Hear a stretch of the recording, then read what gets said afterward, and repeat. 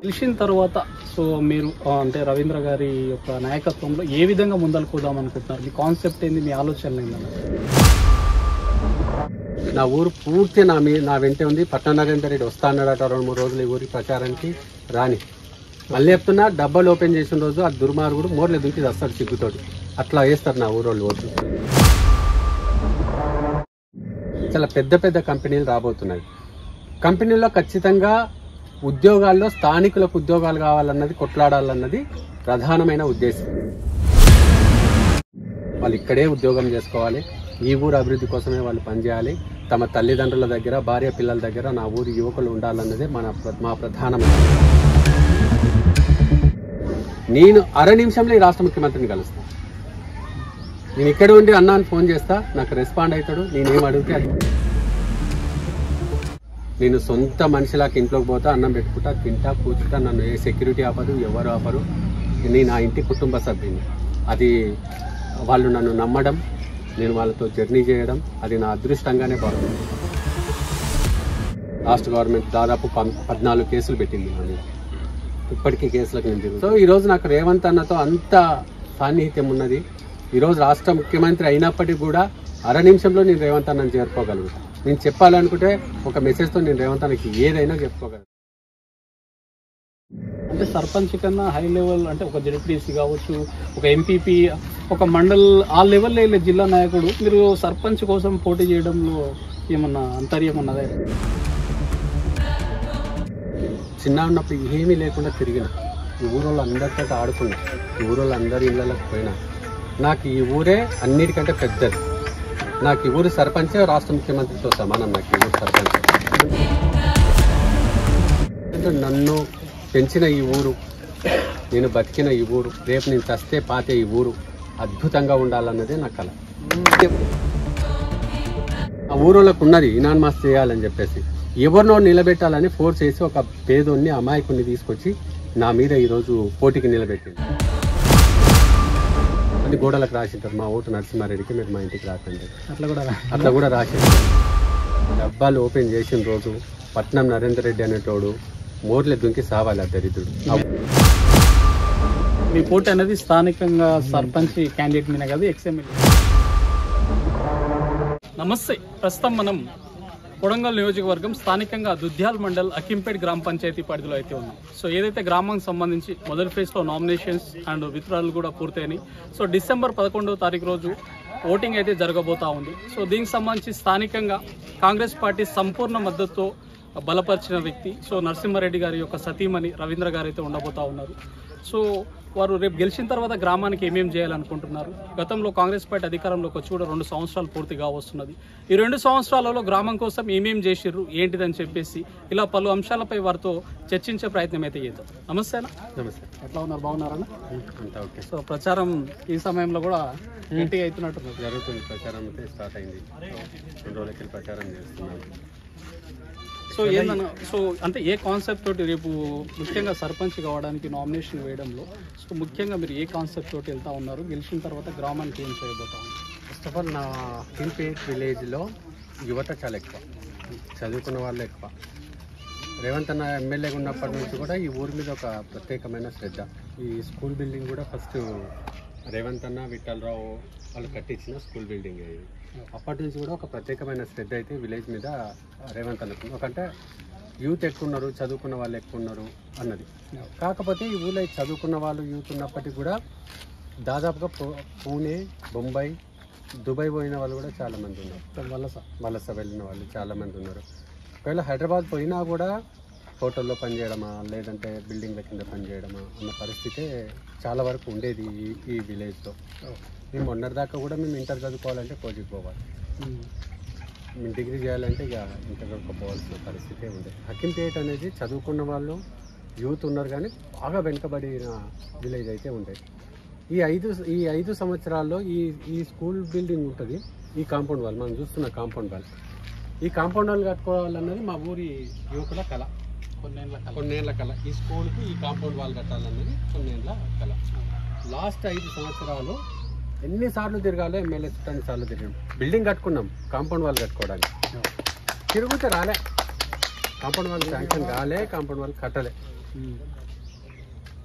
Government వచ్చిన 6 నెలలలోపు ఈ compound wall కట్టుకున్నాం. 75 లక్షల రూపాయలు శాంక్షన్ చేయించుకొని కాంపౌండ్ వాల్ కట్టుకున్నాం. వితిన్ 6 మంత్స్లో కంప్లీట్ చేసుకున్నాం.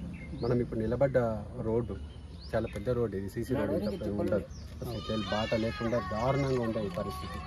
ఈ రోడ్డు కూడా మనం వేసుకున్నాం. ఇట్లా చెప్పుకుంటా పోతే ఊళ్ళో ఇప్పటికీ ఊర్లో ఓటింగ్ వచ్చేసి 1709 ఓట్లు. ఇప్పటికీ 6,70,00,000 రూపాయలు ఇప్పటికీ ఈ ఊళ్ళో ఖర్చు పెట్టినాం. ఇంకా 1,40,00,000 రూపాయలు ప్రొసీడింగ్స్ వచ్చి పెండింగ్ ఉన్నాయి, బీసీ కాలనీలో మోర్లకు గాను రోడ్లకు గాను. కాబట్టి అంటే లాస్ట్ ఇప్పటి వరకు ఉన్న ఈ ప్రజాస్వామ్యం వచ్చినప్పటి నుంచి ఈ ఊరికి వచ్చిన ఫండ్స్తో పోలిస్తే 100 రెట్లు ఈ 2 సంవత్సరాల్లో ఈ ఊరికి ఖర్చు పెట్టగలిగాం.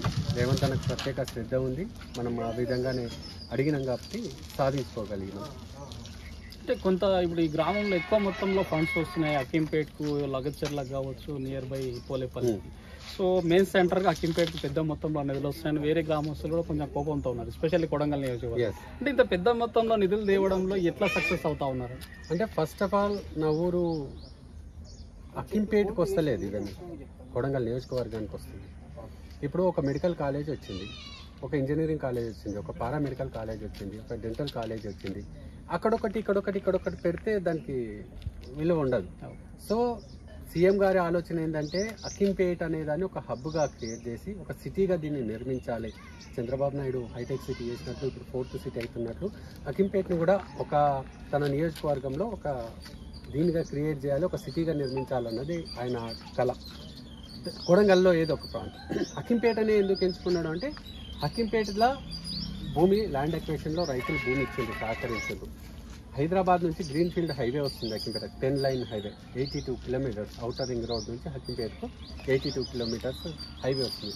కనెక్టివిటీ రోడ్స్ బాగున్నాయి అక్కింపేటకు, విశాలంగా ఉంటుంది, మెయిన్ రోడ్కు ఉంటుంది. కాబట్టి ఇంకా ముఖ్యమంత్రి ఏదైనా చెయ్యాలనుకుంటే ఆ లోకల్ వాళ్ళు సహకరించాలి. ఇప్పుడు ఇంకొక దగ్గర ఏమైనా చేయాలంటే లోకల్ ఏదైనా చేయడానికి పోతే అక్కడ రైతులు లీడర్లు అడ్డుపడడం ఇంకోటి చేస్తూ ఉంటారు. ముఖ్యమంత్రి ఏదైనా చేయాలి అనుకుంటే లోకల్ వాళ్ళు సహకరించాలి, కానీ చాలా చేయాలనుకుంటే లోకల్ వాళ్ళు ఇక్కడ నాకు లోకల్ వాళ్ళు అందరూ సహకరించారు. ముఖ్యమంత్రి ఏది చేయాలనుకుంటే దానికి సహకరిస్తుంటూ వాళ్ళు ముందుండి తమ పనులు చేసుకుంటుంది. కాబట్టి ముఖ్యమంత్రి ఈ విలేజ్ను ఎంచుకున్నారని నేను అనుకుంటున్నాను. హకీంపేటను ఎంచుకున్నాడు కాబట్టి హకీంపేటకు వస్తుందని కాదు. ఇప్పుడు మెడికల్ కాలేజ్ ఏడు ఉందంటే కొడంగల్ నియోజకవర్గంలో ఉంది అంటారు.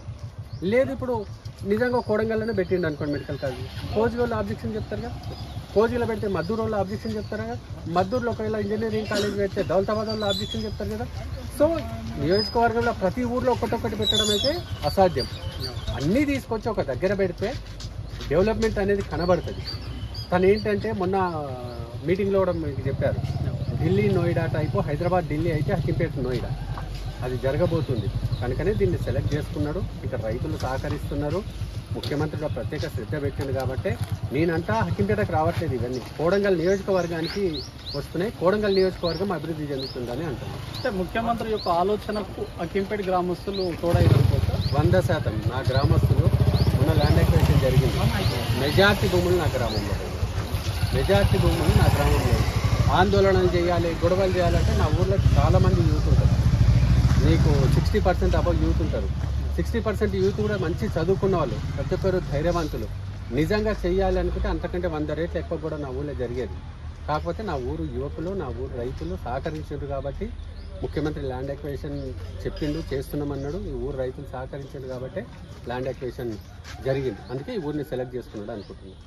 సో రేపు గెలిచిన తర్వాత ఇప్పుడు ఈ 2 ఏళ్లలో ఈ యొక్క ఆలోచన కావచ్చు, ఈ హబ్స్ కావచ్చు, ఎడ్యుకేషన్, మెడికల్, సో రేపు గెలిచిన తర్వాత సో మీరు అంటే రవీంద్ర గారి యొక్క నాయకత్వంలో ఏ విధంగా ముందరకు పోదాం అనుకుంటున్నారు? మీ కాన్సెప్ట్ ఏంది, మీ ఆలోచనలు ఏంటన్నా?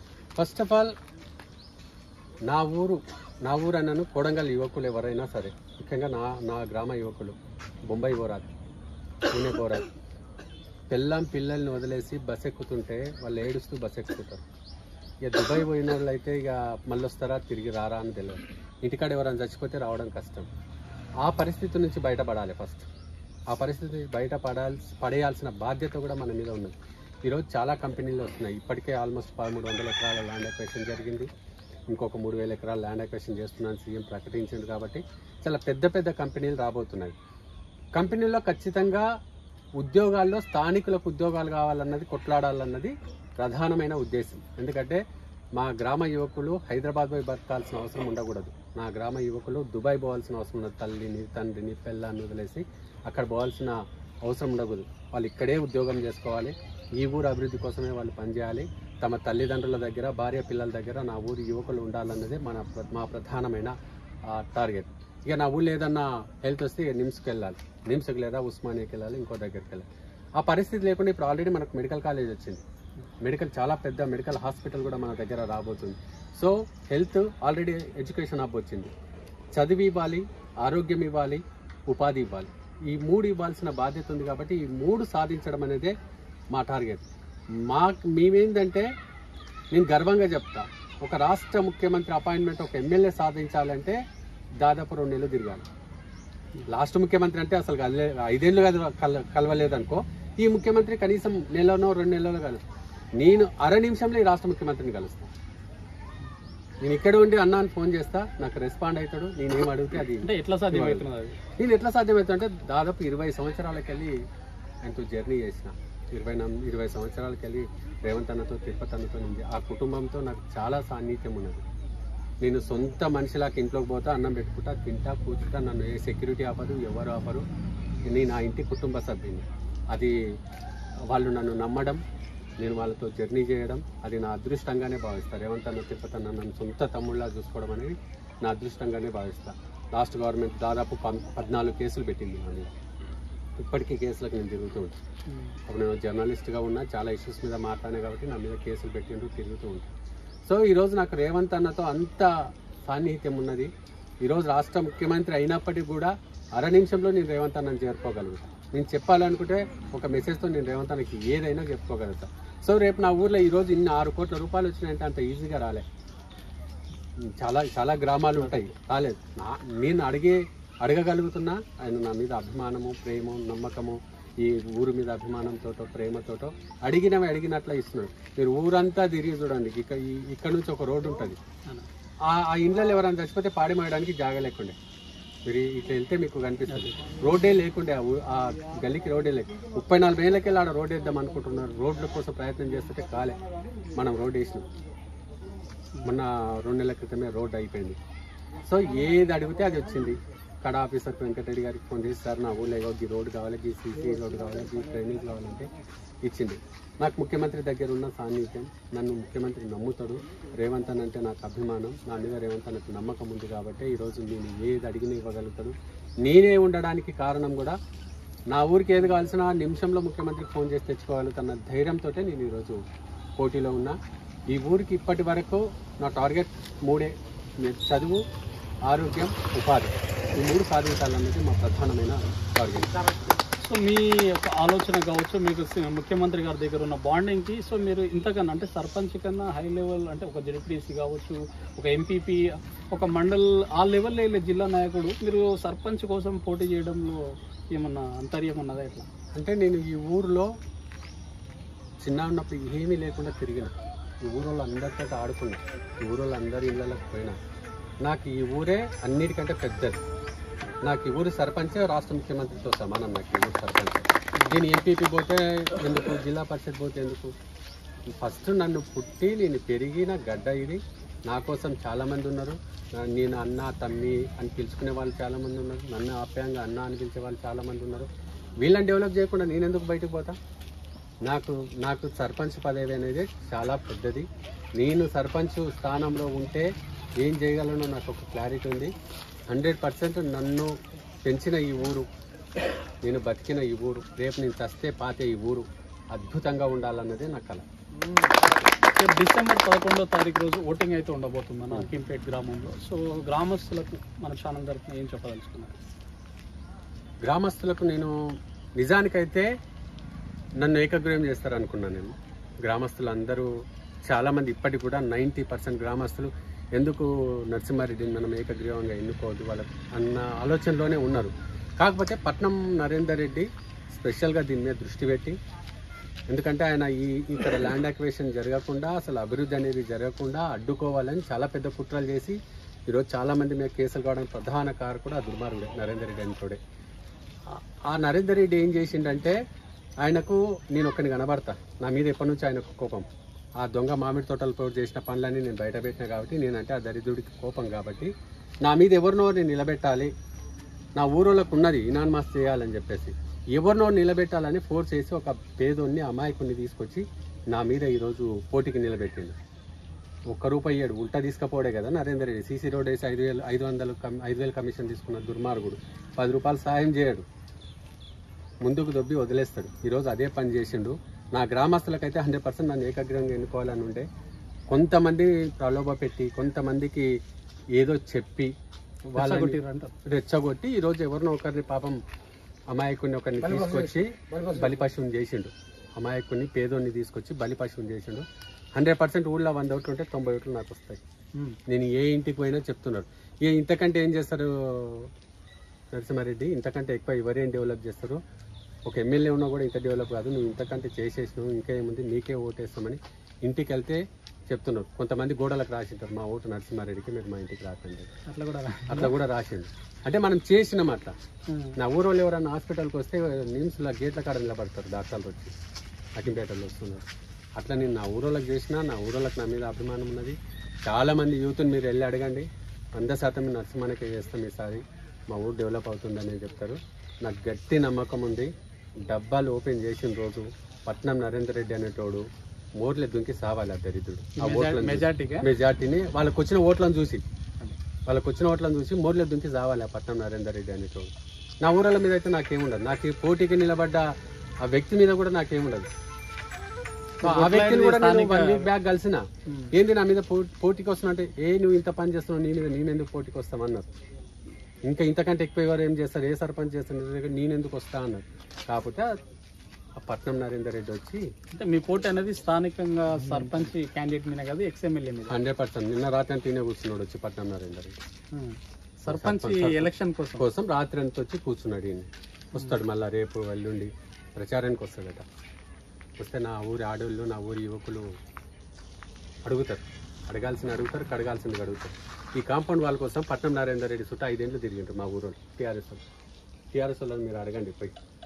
ఏంటి అంటే వాళ్ళే చెప్తారు, 5 ఏళ్ళు తిరిగితే కాంపౌండ్ వాళ్ళు చెప్పాయి మా పట్నం నరేందర్ రెడ్డి, కాంగ్రెస్ ప్రభుత్వం వచ్చిందని కాంపౌండ్ వాళ్ళు వచ్చిందండి. పట్నం నరేందర్ రెడ్డి అంటాడు ముచ్చట్లు చెప్పుడు, మోసం చేస్తుంది తప్ప రూపాయి అభివృద్ధి చేసేది లేదు. ఆ తెలివే లేదు అసలు. ఇట్లా రెచ్చగొట్టి ఎవరిని వచ్చి అమాయకుని పాపం బలిలోకి దింపి బలిపశువుని చేసి పారిపోడు తప్ప తెలియదు. సో నా ఊరు పూర్తి నా వెంటే ఉంది. పట్నం నరేందర్ రెడ్డి వస్తా అన్నాడట 2-3 రోజులు ఈ ఊరికి ప్రచారానికి, రాని. మళ్ళీ చెప్తున్నా, డబ్బాలు ఓపెన్ చేసిన రోజు ఆ దుర్మార్గుడు మోర్లే దుంకి వస్తాడు సిగ్గుతోటి. అట్లా వేస్తారు నా ఊరోళ్ళు ఓట్లు. వరదలి నరసింహారెడ్డి గారి నాయకత్వం, వరదలి నరసింహారెడ్డి అన్న నాయకత్వం. సో ఇది నరసింహారెడ్డి గారి మాటల్లో. సో ఏదైతే 2 ఏళ్లలో చేసిన అభివృద్ధి ప్రతిదీ పిన్ టు పిన్ చెప్పే ప్రయత్నం అయితే చేసిరు.